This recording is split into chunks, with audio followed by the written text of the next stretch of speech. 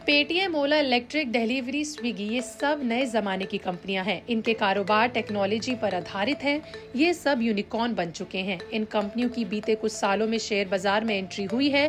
पूरे गाजे बाजे के साथ इन कंपनियों के आईपीओ लाए गए थे। उम्मीद थी कि निवेशकों को मोटा मुनाफा कराएगी, लेकिन असलियत ये है कि आधे से ज्यादा यूनिकॉर्न के शेयर के भाव इशू प्राइस काफी नीचे आ चुके हैं, यानी निवेशकों को मोटा नुकसान हो रहा है। इस वीडियो में आगे बढ़ेंगे, पहले लिस्टेड यूनिकॉर्न्स के शेयर की परफॉर्मेंस पर नजर मार लेते हैं। 197 कम्युनिकेशन के शेयर का इशू प्राइस 2150 रुपए था, पर अब इसका भाव गिरकर 1052 रुपए पर आ गया है, यानी 51% का नुकसान।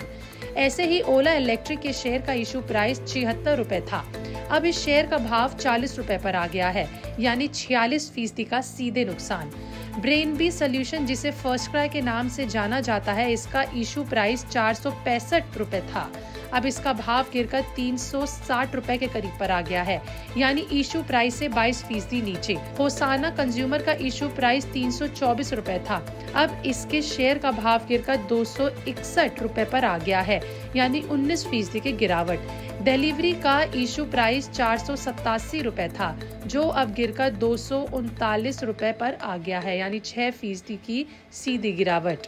स्विगी का शेयर इशू प्राइस के मुकाबले 1.25% नीचे कारोबार कर रहा है। इसका इशू प्राइस 390 था, जो अब गिरकर 385 रुपए के करीब ट्रेड कर रहा है। वन मोबीक्विक सिस्टम का आईपीओ प्राइस 279 रुपए था, जो अब गिरकर 239 रुपए पर ट्रेड कर रहा है, यानी 14% की गिरावट देखी गई।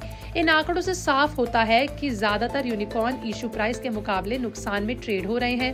अब सवाल आता है, यूनिकॉर्न क्या होते हैं? यूनिकॉर्न उन स्टार्टअप को कहा जाता है जिनका वैल्यूएशन $1 अरब यानी तकरीबन 8000 करोड़ रुपए के पास चला जाता है।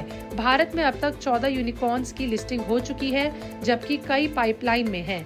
लेकिन सवाल ये है कि यूनिकॉर्न्स में निवेशकों को निवेश पर ज्यादा फायदा नहीं हो रहा है। लिस्टेड यूनिकॉर्न में से आधे नुकसान में हैं। यूनिकॉर्न्स के शेयर में नुकसान की क्या बड़ी वजह है, ये जानने की कोशिश करते हैं। सबसे पहली और बड़ी वजह है ओवर वैल्यूएशन पर आईपीओ लाना। कई यूनिकॉर्न्स के आईपीओ हाई वैल्यूएशन पर लग गए हैं, यानी कंपनी का मुनाफा, आय और ग्रोथ उतना नहीं है जिस वैल्यू पर आईपीओ लाया गया। इस एक उदाहरण से समझिए। मान लीजिए आपको कोई दुकानदार एक केले की कीमत 1000 रुपए बताए, तो आप क्या उस केले को खरीदेंगे? बिल्कुल नहीं। ऐसे ही इन स्टार्टअप के साथ हो रहा है। महंगे वैल्यूएशन के चलते इन स्टार्टअप्स में निवेशक निवेश करने को राजी नहीं है, इसी वजह से भाव गिर रहे हैं। दूसरा बड़ा कारण है स्टार्टअप का घाटे में होना। कई बड़े यूनिकॉर्न्स अभी भी मुनाफे में नहीं आए हैं। जो मुनाफे में आ भी रहे हैं, उनकी ग्रोथ बहुत धीमी है। बाजार में निवेशक सिर्फ हाइप नहीं, ठोस प्रॉफिट और टिकाऊ ग्रोथ देखते हैं। तीसरा कारण है कंपटीशन और लागत। यूनिकॉर्न की लागत हाई और कंपटीशन के चलते ये अपने प्रोडक्ट्स के दाम नहीं बढ़ा सकते। इसका असर इनके मार्जिन पर आ रहा है। चौथी वजह है मुनाफा वसूली। जिन निवेशकों ने यूनिकॉर्न में शुरुआत में पैसा लगाया था, वो अब लिस्टिंग के बाद अपने शेयर बेचकर मुनाफा कमा रहे हैं।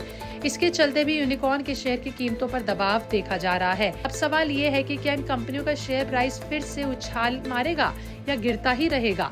इसका जवाब आपको जोमेटो यानी एटर्नल के शेयर से मिल जाएगा।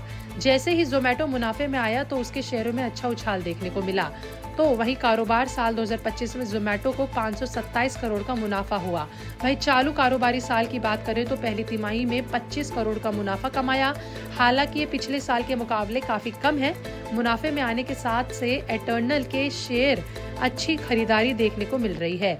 एटर्नल के शेयर ने 1 महीने में 14%, 6 महीने में 28%, 1 साल में 13% और 3 साल में 446% का रिटर्न दिया, यानी मुनाफे और शेयर का भाव का सीधा कनेक्शन होता है। पेमेंट के लिए चालू कारोबारी साल की पहली तिमाही अच्छी रही। पहली तिमाही में कंपनी घाटे से मुनाफे में आ गई। जून तिमाही में पेटीएम का मुनाफा 122 करोड़ रहा, जबकि आय सालाना आधार पर 28% बढ़कर 1918 करोड़ रुपए रही। एबिडिटा 70 करोड़ के करीब रहा और एबिडिटा मार्जिन 4% रहे। अच्छे नतीजों से पेटीएम को फायदा भी हुआ है। बीते 1 महीने में पेटीएम का शेयर 16% बढ़ा है। 1 साल में शेयर ने 118% का रिटर्न दिया है, लेकिन इशू प्राइस के मुकाबले ये शेयर अभी भी काफी नीचे ट्रेड कर रहा है। लेकिन अगर आने वाले तिमाही भी पेटीएम के लिए अच्छी साबित हुई तो घाटे में और रिकवरी की उम्मीद की जा सकती है। वहीं आपको बता दें कि यूनिकॉर्न्स के शेयर के ट्रेड से एक बात साफ हो जाती है कि कंपनियों के शेयर तभी बढ़ेंगे जब कंपनियां मुनाफा बनाएगी।